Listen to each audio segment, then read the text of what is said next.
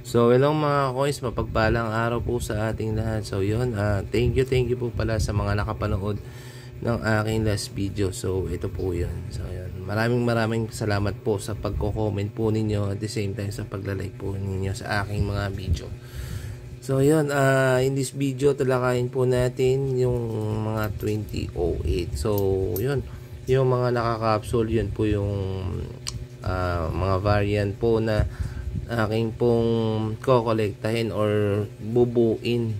So magagawa po ako ng complete series mga ka-coins, na sa ganon samahan niyo po ako sa pagbuo po ng aking series. So iisa-isahin po natin yon. So samahan niyo po ako doon. So gagawa po tayo ng serie, isa-isahin po natin yung mga variant. So para pag kayo naman po yung nagbuo, so yan, may idea po kayo, balikan nyo lang po yung mga videos po natin. So yan, sa mga hindi pa po nakapag-subscribe sa ating channel, please subscribe to our channel. And yun, please like our video syempre.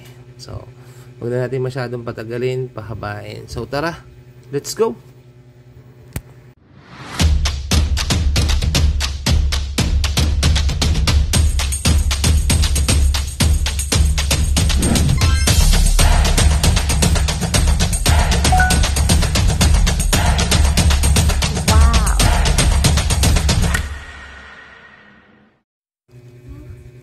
So hello mga coins, mapagpalang araw po sa ating lahat. So yun, thank you po pala sa mga nakapanood ng aking last video. So ito po yun. So maraming salamat po sa mga nakapanood ng aking last video. So yun, solid. Thank you sa panonood po ninyo. At the same time sa tad na comment. So maraming salamat po. Thank you mga idol. So yun, konting update lang po sa ating subscriber. So ito po sila. Nasa 777. So 777 yun. Ang target po natin is 1K. So konti na lang, 222 subscribers to go. Mare-reach na po natin yung 1,000. Yes, thank you sa inyo. Yun, kagaya po na sinabi ko, promise ko po sa inyo na pag maka 1K po tayo, mamimigay po tayo ng Gcash. Solid po yun, totoo po yun mga coins. So titignan po natin, isa-isahin po natin yung mga comment. Ipopost po natin yung mga comment po ninyo. So yung total po ng comment po ninyo. So yan, salamat po sa suporta mga coins ha. And update lang din po sa ating mga sa ating watch hour. So yan, nasa 1,697 na po tayo. So tapusin po natin yung video mga coins, sa ganun mag-count po siya. And madagdagan po yung watch hour po natin. Yan. So, ang target po natin is 4,000. So, medyo short po ng 2,303. So, medyo panis na yan. Malapit-lapit na po siya. So, yan. In this video, talakayin po natin itong 2,008 na piso. So, bago po yan, syempre, ibibigay po natin muna ang composition ni coin. So, ganyan po yung lagi natin ginagawa dito sa mga coin vlogs natin. Nasa ganun yung mga bago po nating collector. Yun nga po pala. Welcome po sa ating channel mga ka-coins. Alam po nila yung composition ng barya. So, yun. So, ito po yun. Itong reference po na ito ay makikita po ninyo kay Numista. So, i-search nyo po siya sa Google. Hanapin nyo po yung Numista. So may mga reference po dyan na pwede pong o possible po na makatulong po sa inyo. So yun po, ang composition po ni ito pa, may nakalagay po kasi dyan 2003 to 2017 is magnetic po yan mga coins. Meron po dyan non-magnetic is 1995 to 2003 din po. So hati po yan. So yun, ang composition po niya is nickel plated steel. So yun, bakal po siya mga ka-coins. Magnetic po yan mga ka-coins ha. And yung weight po natin, weight po ng coin is 5.35 grams. So yun, marino po. Yung pinaka diameter po niya is 24 mm. So ang thickness is 1.9 mm. So yan, malinaw po. And then ito po, magbibigay po ako ng masasabi ko na 3 variant para sa akin. Yan mga coins, yung variant para sa akin na possible kong ilagay sa aking bubuing frame. So yung bubuing kong frame, samahan niyo po ako doon. Iisa-isahin po natin yon. Nasa ganon, pag kayo naman po yung may plano na magbuo, so balikan nyo lang po yung mga video natin. At least may reference po kayo. Diba? So ito po, sa nakikita nyo po ito pong mga nasa harapan po ninyo is puro 2008 po yan. So kung ito na nakatabi lang na medyo ito, so masabi ko napilian ko na siya. So yan, baka sabihin nyo gino-joke ko kayo. Yan. So zoom in po natin ng konti. Yan. And then masyado siya maliwanag, timplahin natin yung kulay. So yan, 2008 po, makikita po ninyo. Buo na tayo ulit. Puro po 2008 mga coins. Yan. So ito po nakalagay sa ziplock po ba ang tawag dito? 2018 po ito. Na medyo goodies pa. So ito pong ibibigay po sa inyo. Ito mga coins. Yan. Ito po yung tinatawag nila na normal na 2008. So makikita po ninyo wala, bago pa po siya. So okay pa po siya, kita pa po yung yung script niya, yung year po niya, hindi po burado. Usually po kasi pag ganito, medyo burado na po siya. Yung overs po ni 2008, kadalasan po goods po yung likod niya o yung reverse niya, pero yung pinaka likod po niya is wala na po. So makikita po natin yung Republika ng Pilipinas is bold. Mas bolder po siya compare po sa ibang coin. So yan po. Yan. Yung reverse po niya o yung pinakalikod po niya, yung pinaka die po niya is die 1 po itong ganito. Yan na, maliwanag po. Tandaan niyo pong mabuti o tignan niyo pong mabuti yung die 1. So ito po yung die 1. So makikita po ninyo yung kanyang cogwheel. Ito po yung cogwheel mga ka-coins, yung pinaka parang gear sa may gitna. So yan po yung cogwheel. So yung inner rim po niya, makikita po ninyo, and yung 1993 po niya, medyo maliit po siya. Dikit-dikit po siya mga ka-coins, makikita po ninyo. So ito po yung katangian ni die 1. Yan na. Malinaw po yan. Ito po yung die 1. So gagawa po tayo ng video patungkol po dun sa 2010. So yun, magbibigay po ako ng solid na details doon na sa ganun hindi na po kayo malito. So marami po kasi nagpasa sa akin na yun, yung mga pinasa nila sa akin is die 1. So ito po yung die 1 mga coins. Yan po, malinaw po yan mga coins. Ito po yung presyo po ng ganito mga coins. Ito po lagi po ninyong tatandaan. Ako, nagre-relay lang po ako unang-una sa presyohan ng group. Pangalawa, saan po ba? Sa kondisyon ng barya. Yan. Applicable po yung mga circulated coin or year na coin kung yung hawak nyo po is hard to find. Kung hard to find po yan, kahit circulated po yan, may value po yan. Tandaan nyo pong mabuti mga coins ha. So ito po, possible, yung mga ganito, yung condition niya, nasa 30 pesos, pwede nyo po siyang ibenta ng 30 ang isa na ganito. Ganitong condition mga coins. Yun nga po pala, sa mga nag-aalok po sa akin ng coins, so may mga nakikita po kayong video na ipinopost ko po.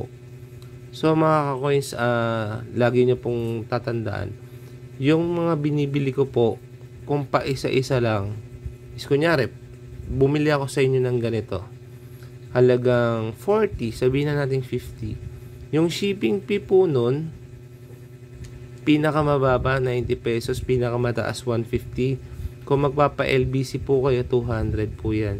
So doon pa lang po talo na po tayo para na rin po kung bumili ng coin. So kung mag-aalok po kayo, mas maganda panoorin niyo po yung mga video po natin.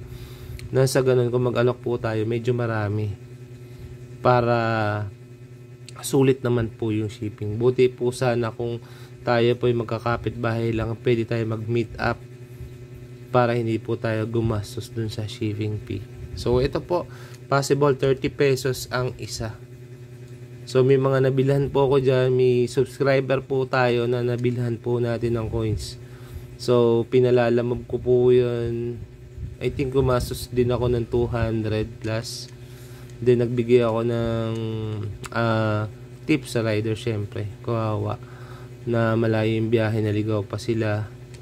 So yun. So ito po, nasa 30 pesos ang isa ng ganito. So yan, malinaw po tayo dyan mga coins, 30 pesos each. Pwede nyo po siyang ibenta. So kung alokin nyo po ako, marami po tayo yan. Andito po, nasa harapan po natin. So next, ang percentage po nito possible nasa 3%. Kay Numista, tignan nyo po mabuti. Balikan nyo po, punta nyo po si Numista. Yung normal po niya is 3% po. Yan. So dako po tayo dito sa isang variant. So dalawang variant po kasi nakalagay dyan kay Numista. So ito po yung isang variant, yung tinatawag nilang frosted. Yan. Yan, makikita po ninyo si frosted po is yan, oh, kita niya po yung liwanag na parang sumasabog or yung kinang na parang sumasabog. Yan po yung katangian ni frosted. Yan. Sa ganito kagandang kondisyon, pwede niyo po siyang ibenta ng 50 pesos ang isa. Yan po, malinaw po yan. Kasi bakit? Ito po kasi yung mga ganitong kondisyon, pang frame na po ito. Ito po ay kinokolekta or binubuo or binibili ng mga taong bumubuo po ng series kung tawagin. So kung normal lang po yung binubuo po ninyo, hindi po siya worth na ilagay po doon sa frame na yon, kasi mawawala po yung pinaka parang halaga niya.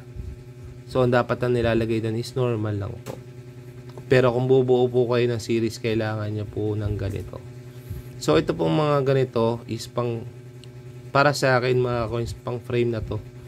So kaya ako siya nilalagay dito kasi maganda po siya. So yun. Price ulit 50 po. 50 pesos ang isa. Yan po, malinaw po yan, 50 each. So isang variant, ito po, may isang variant po tayo na ito. Kita nyo naman. Hindi siya frost, nakikita nyo naman po. Yan o. Hindi siya frost. Yan mga coins. So ito po yung frosted. Yan. Sa kinang pa lang no ano niya, mga coins, makikita nyo na kaagad. Diba? Hindi po siya frosted coin. So masasabi bang luster to? Para sa akin, pwede. Tisoy. Yan. Yung mga ganito mga coins, masasabi ko medyo mahirap na siyang hanapin. Ganito kagaganda na barya. Yung mga lumalaban sa ilaw. So yan, kita nyo naman po. Ganito po yung katangian niya. Po. So ito possible yung mga ganito kagaganda. Ganito kaso-solid. Pwede nyo po siyang presyo ng 60 pesos. Yan mga coins. 60 pesos po yung ganito. Pwedeng presyohan. So, depende pa rin po yan sa pag-uusap po ninyo ni buyer. Kung ibibigay niyo po siya ng 40, pwede po. 40 to 60, pwede po yan. Yan. Kalimitan po kasi ang mga kolektor gusto ang mga coin na magaganda at solid. So, yun. Ayan. Nabigay ko na po sa inyo yung presyo nila. Ayan. Possible, pwede niyo po siyang benta ng 20 to 30 pesos, 40 or 30 to 50 pesos itong frosted. Yan. Ito, pwede nyo po siyang ibenta ng 40 to 60. Yan. Malinaw po tayo dyan, ha? Hindi po ito umaabot ng mga libo-libo mga coins yan. Liliwanagin ko lang po. So makikita nyo po yung pinaka variant po niya, oh. Yung pinaka condition po nilang tatlo. So yan, oh. Kitang-kita niyo naman po. Diba? Ibang-iba po. Kayo na rin po makakapagsabi, ultimo bago po, malalaman po yan. So, yan. Yan. Ito pong nasa harapan po natin is puro po ito 20 oil. Yan na. So, malinaw po yan. Baka sabihin niyo po, oh, boss, ito meron po ako. Yan. Yan. So, sa mga nag-subscribe sa akin dyan na YouTuber din po, i-shoutout ko po kayo dun sa recap natin. So, yung recap po na gagawin natin is hindi po yun kasama sa coins area po natin. Kasi yun po ay natakal na natin. So, i-explain lang po natin na mas detalyado na sa ganon yung mga ka-coins natin is hindi sila malito. So, shoutout time muna tayo mga ka-coins. So, ito po yung nag-comment sa aking last video na ito. So, ito po sila. Yan. So, yan. Maraming salamat po sa mga nakapanood po ng aking video. So, please lang po, paki-like po yung video natin. And, kung magugustuhan po natin, paki-subscribe na rin po. So, maraming salamat din po sa mga patuloy na nagtitiwala sa atin. So, kahit may mga nagko-comment ng hindi maganda, is carry lang po yun, ayos lang po yun, wala naman pong dagdag views din po sa atin yun. Yun. Ating lang po tayo ng positive way. Yun. Kung di man po nila magustuhan yung presyon ko, nasa sa inyo na po yun mga coins. Kung gusto po ninyo, kung gusto nyo pong malaman kung totoo yun po yung sinasabi ko, sumali po tayo sa mga coin group na sa ganon, malaman po ninyo na tama po yung aking sinasabi. Yun. So yun. Salamat po sa mga nag-comment sa akin last video. Thank you po sa inyong lahat mga coins. So itong channel po na ito hindi po para lang po sa akin. So para po sa ating lahat po ito. So bukas po yung FB natin para magtanong po kayo. Bukas po yung ating comment section para magtanong po kayo. So yun po. Salamat po ng marami and God bless. Ingat po kayo palagi mga coins. Bye bye.